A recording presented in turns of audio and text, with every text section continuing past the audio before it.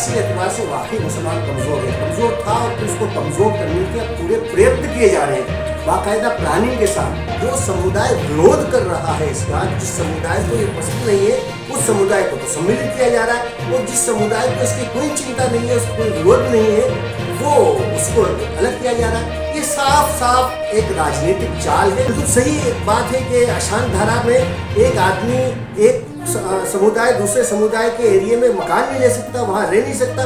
ये कहाँ की समानता हुई? ये तो सबसे ज़्यादा बड़ी असमानता हुई कि आपने रहने की क्षेत्र अलग कर लिए, मोहल्ले अलग कर लिए, तमाम अलग कर दिए, तो फिर अब समानता कहाँ?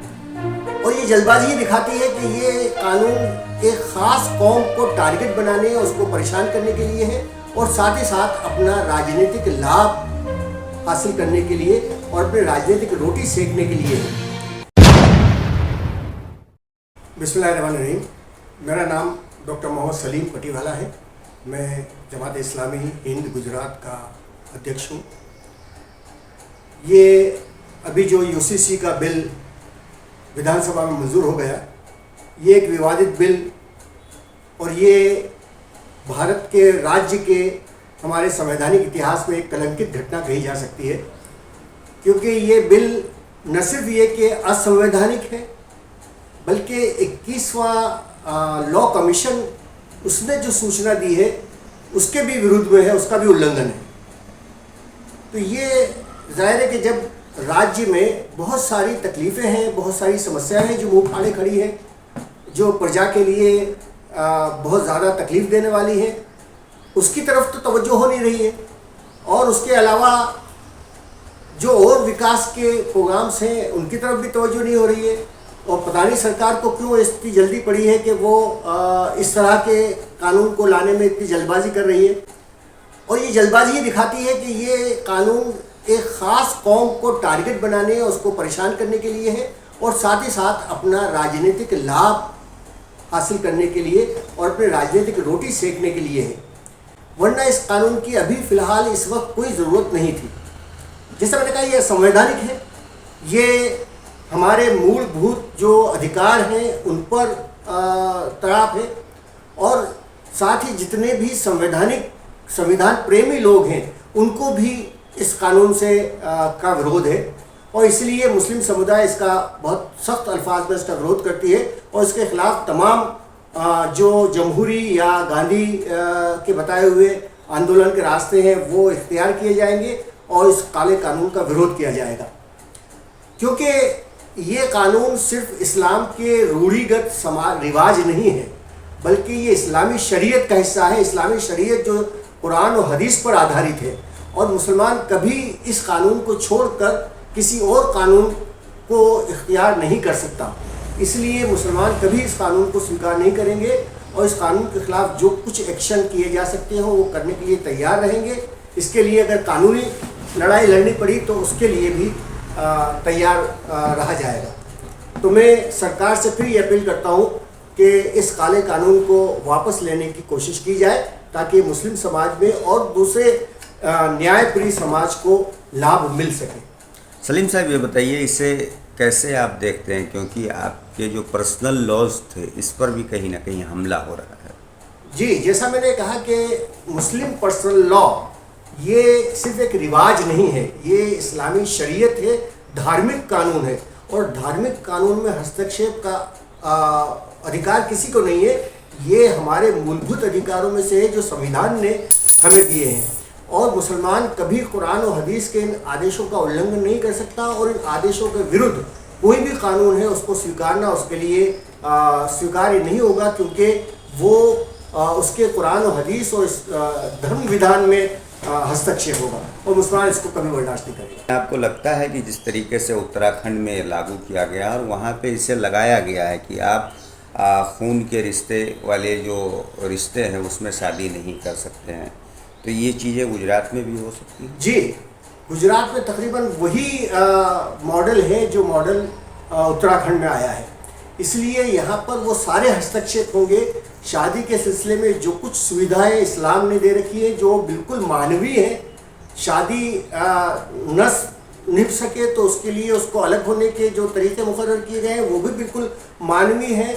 और उसके अलावा विरासत की तकसीम और ये कानून वो है कि जो निकाह के इस्लाम के जो बुनियादी नियम हैं उनके विरुद्ध जाने वाला है, ये तलाक़ के जो बुनियादी तरीक़ा है उसके विरुद्ध जाने वाला है, ये विरासत के विरुद्ध जाने वाला है, और इसलिए ये पुरुषों स्त्रियों तमाम उसके ख़िलाफ़ जो है ये कानून आएगा।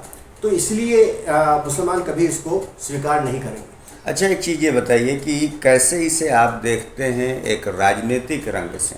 जी, मैंने आपसे कहा ना कि अभी बहुत सारी समस्याएं हैं जो इस राज्य में मौजूद हैं, बहुत सारे विकास के कार्यक्रम हैं जो करना है, लेकिन उन सारी समस्याओं से मुंह फेरकर उन तमाम विकास के कामों को अनदेखा करके ये बात लाना, ये साफ साफ ये बताता है कि ये सिर्फ एक कौम को, मुसलमानों को टारगेट बनाने के लिए, उनको हैरान करने के लिए किया जा रहा है, और ये ख़ास अपने राजनीतिक उद्देश्य की पूर्ति के लिए किया जा रहा है, और इससे उनको देश या राज्य का कोई विकास उद्देश्य नहीं है, बल्कि सिर्फ अपनी वोट बैंक और अपने राजनीतिक उद्देश्य ही उनका उद्देश्य है। सलीम साहब, ये बताइए, गुजरात एक ऐसा राज्य है जहाँ पर आसान धारा जैसा कानून है, जहाँ मतलब हिंदू मुस्लिम के इलाके बटे हुए हैं, हिंदू मुस्लिम लोग बटे हुए हैं, ऐसे में समानता ये अपने आप में कितना बड़ा धोखा है? बात बिल्कुल सही कही आपने कि नाम तो ये लिया जा रहा है कि एक देश में रहने वालों पर एक जैसा कानून लागू किया जाना चाहिए, इसलिए ये यूनिफॉर्म सिविल कोड लाया जा रहा है, लेकिन कहाँ है इस देश में एक जैसा कानून? बिल्कुल सही बात है कि अशांत धारा में एक आदमी एक समुदाय दूसरे समुदाय के एरिया में मकान नहीं ले सकता, वहाँ रह नहीं सकता, ये कहाँ की समानता हुई? ये तो सबसे ज़्यादा बड़ी असमानता हुई कि आपने रहने के क्षेत्र अलग कर लिए, मोहल्ले अलग कर लिए, तमाम अलग कर दिए, तो फिर अब समानता कहाँ रही?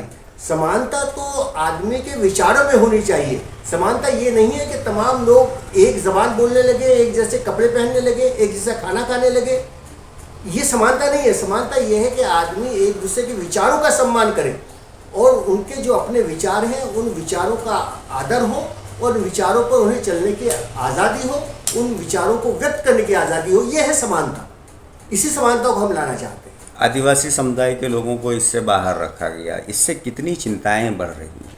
जी, एक बात यह है कि जो समुदाय विरोध कर रहा है इसका, जिस समुदाय को ये पसंद नहीं है उस समुदाय को तो सम्मिलित किया जा रहा है, और जिस समुदाय को इसकी कोई चिंता नहीं है, उसको कोई विरोध नहीं है, वो उसको अलग किया जा रहा है। ये साफ साफ एक राजनीतिक चाल है और कुछ राजनीतिक उद्देश्यों को पूरा करने के बाद है, वरना उन्हें न आदिवासी समाज से कोई हमदर्दी है न किसी और समाज से हमदर्दी है, उन्हें सिर्फ अपने राजनीतिक सत्ता से ही हमदर्दी है। आने वाले दिनों में क्या कुछ प्लानिंग मुस्लिम संस्थाओं की तरफ से?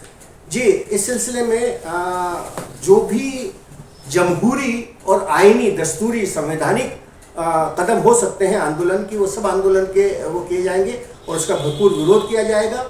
और अगर इसके साथ साथ चूँकि असंवैधानिक है तो लीगल तरीके से भी, कानूनी तरीके से भी इसका वो किया जाएगा और कानूनी क्षेत्र में भी इसको इसके खिलाफ रिट दायर की जाएगी और इसको बदलाने की कोशिश की जाएगी। क्या जमात पहल करेगी इसे लेकर? जी, जमात ने पहले ही से इस सिलसिले में मूवमेंट चला रखी है और जमात के प्रयत्नों से जो एक मुस्लिम हित रक्षक समिति गुजरात की बनी है, जिसमें तमाम बड़ी बड़ी संस्थाओं के अधिकारी शामिल हैं और वो मिलकर इस मूवमेंट को चलाने की कोशिश कर रही है और इस मूवमेंट को लेकर आगे बढ़ेगी और पूरे गुजरात में मुस्लिम समाज एकता के साथ एकजुट होकर इस कानून के विरुद्ध में अपना आंदोलन देगी। एक आखिरी अपील क्या करेंगे आप?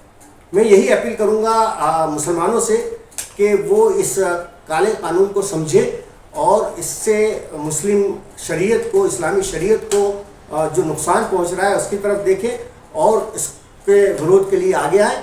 मैं अपने साथी दूसरे जो सेक्युलर और संविधान प्रेमी लोग हैं उनसे दरख्वास्त करूंगा कि वो भी इस काले कानून के खिलाफ आए और तमाम समाज मिलकर इसके खिलाफ खड़े हों और सरकार के ऊपर दबाव बनाए। और सरकार से ये दरख्वास्त करूंगा कि वो इस कानून पर फिर से विचार करे और इस कानून को कानून बनने से रोकने के लिए जो कुछ हो सकता है वो करें।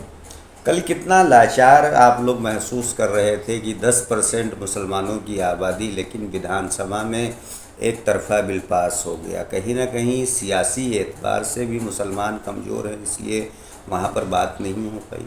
जी, सियासी एतबार से वाकई मुसलमान कमज़ोर है, कमज़ोर था और फिर उसको कमज़ोर करने के पूरे प्रयत्न किए जा रहे हैं बाकायदा प्लानिंग के साथ। जिस तरह से डिलिमिटेशन वाला वो है, जिस तरह से ये SIR वाला आया है जिसमें लाखों मुस्लिम वोटर्स को के नाम कमी कर दिए गए हैं, ये सारी चीज़ें इसलिए हैं कि मुसलमान एकजुट होकर अपना पॉलिटिकल प्रेशर न बना सके, और इसकी वजह से हम देख रहे हैं कि मुसलमानों का परसेंटेज पॉलिटिक्स में और धारा सभा में, विधान संसद में बहुत कम होता जा रहा है, और इसी वजह से मौसर आवाज़ नहीं उठ पा रही है। और साथ ही साथ सिर्फ मुसलमानों का नहीं, पूरे विपक्ष का ये हाल कर दिया गया है कि विपक्ष अब कम से कम होता जा रहा है, और विपक्ष की आवाज़ भी जो है धुंधली होती जा रही है।